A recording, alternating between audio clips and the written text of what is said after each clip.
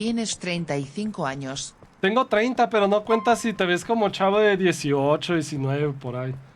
Pero bueno, el punto es de que, o sea, dijimos, vamos a esta puta casa a la verga, ¿no?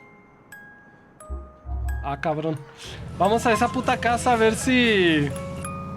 A ver si dejan... A ver si dejaron dulces. Y dejaron una calabaza. O sea, una calabaza de plástico contenedor, ¿no? Y yo dije, ah, mira, ahí hay una. Voy a... ¿Cómo se llama? Voy a agarrar tantitos, güey. Y vengo metiendo la mano. Que había pura caca, güey.